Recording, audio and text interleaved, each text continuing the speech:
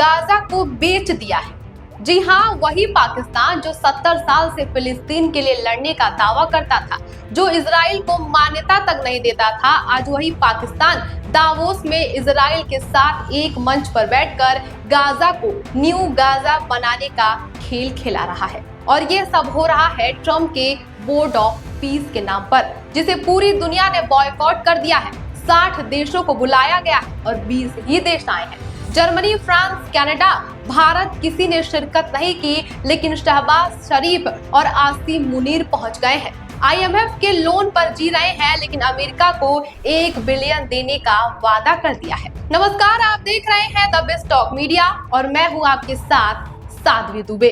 Trump का board of peace सुनने में तो बहुत अच्छा लगता है, शांति के लिए वोट, लेकिन असलियत कुछ और ही है। ये ट्रम्प का संयुक्त राष्ट्र को रिप्लेस करने का वादा और बड़ा प्लान है। उन्हें लगता है कि दुनिया में मैं युद्ध रोक रहा हूँ, तो मेरा अपना बोर्ड होना चाहिए जहां से मैं दुनिया को कंट्रोल कर सकूं। गाजा तो बस एक बहाना था, असली मकसद था जहां भी दुनिया में कॉन्फ्लिक्ट हो, अमेरिका जाकर अपना फायदा देखे और अपने तरीके से समस्या सुलझाए। उन्होंने सोचा था कि वेनेजुएला की जीत के बाद सब डर जाएंगे और उनके बोर्ड में शामिल हो जाएंगे। दावोस के वर्ल्ड इकोनॉमिक्स फोरम में 60 देशों को इनविटेशन भेजा गया, आओ और बोर्ड ऑफ पीस में शामिल हो जाओ। लेकिन क्या हुआ? सिर्फ 20 देश पहुंचे, और वो भी कौन से? ऐसे देश जिनकी कोई ग्लोबल वैल्यू ही नहीं है, जिनमें से 14 देशों पर अमेरिका ने खुद ट्रैवल बैन लगा रखा है, यानी उन देशों के नागरिक अमेरिका नहीं जा सकते। अब देखिए किन किन ने ट्रम्प को धूल चटाई है। जर्मनी ने साफ साफ कह दिया है कि हमारा कानून किसी ऐसे बोर्ड में शामिल होने की इजाजत नहीं देता जो UN से अलग हो। फ्रांस ने आउटराइट मना कर दिया। कनाडा, UK, इटली, जापान किसी ने शिरकत नहीं की। यूरोपियन यूनियन के पूरी जो देश है सभी ने बॉयकॉट कर दिया। और सबसे दिलचस्प बात, रूस। पुतिन ने बड़े स्मार्टली जवाब दिया कि बोर्ड में शामिल होना है, ठीक है, लेकिन पहले मेरे जो पैसे तुमने फ्रीज किए हैं उसे अनफ्रीज करो, उसी पैसे से मैं इन्वेस्ट करूंगा। यानी पुतिन ने ट्रम्प को उन्हीं के भाषा में जवाब दे दिया है। और भारत ने सबसे क्लास वाला तरीका अपनाया है, ना इनकार किया ना गए। जैसे शादी का कार्ड आता है और कई बार लोग नहीं जा पाते, बिल्कुल वैसे ही भारत ने फिलिस्तीन और इजराइल दोनों को मित्र माना है और ट्रम्प के बार बार पलटने वाले बयानों से दूर रहना ही बेहतर समझा है।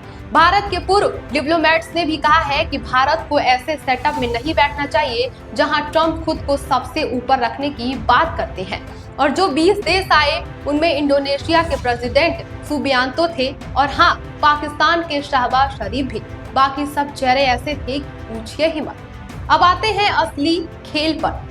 ट्रम्प का बोर्ड ऑफ पीस असल में गाजा का एक रियल एस्टेट प्रोजेक्ट है। ट्रम्प के दामाद जेरेड कुशनर ने पूरी प्रेजेंटेशन तैयार कर रखी है। न्यू गाजा का प्लान, भूमध्य सागर के किनारे एक dream city, high rise buildings, multi storey complex, tourist spot, airport, 1 lakh से ज्यादा परमानेंट घर, 200 से ज्यादा educational centre, 75 medical facilities, Gaza के GDP को $5 बिलियन तक ले जाने का प्लान, 5 लाख नए जॉब्स, 25 बिलियन का इन्वेस्टमेंट। देखकर लगता है जैसे दुबई बनाने की बात हो रही हो, लेकिन सच्चाई क्या है? इजराइल ने 2 साल तक गाजा को बमबारी में साफ कर दिया है और अब अमेरिका आकर उस साफ जमीन पर अपना प्रोजेक्ट शुरू करना चाहता है।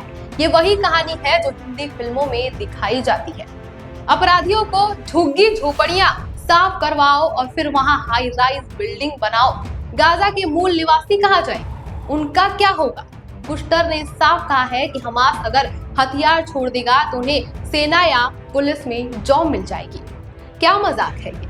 इस पूरी कहानी के सबसे शर्मनाक बात पर नजर डालें तो वो है पाकिस्तान। वो पाकिस्तान जो हमेशा फिलिस्तीन और गाजा के मुसलमानों के लिए लड़ने का दावा करता था, जो इजराइल को मान्यता तक नहीं देता था। आज वही पाकिस्तान इजराइल के साथ एक मंच पर बैठकर गाजा को बेचने की डील में शामिल हो रहा है। शहबाज शरीफ और army chief Asim Munir Davos पहुंचे और बड़े गर्व से फोटो खिंचवाई। देखो हम बोर्ड ऑफ पीस में शामिल हो गए हैं। लेकिन पाकिस्तान की जनता चुप नहीं बैठी।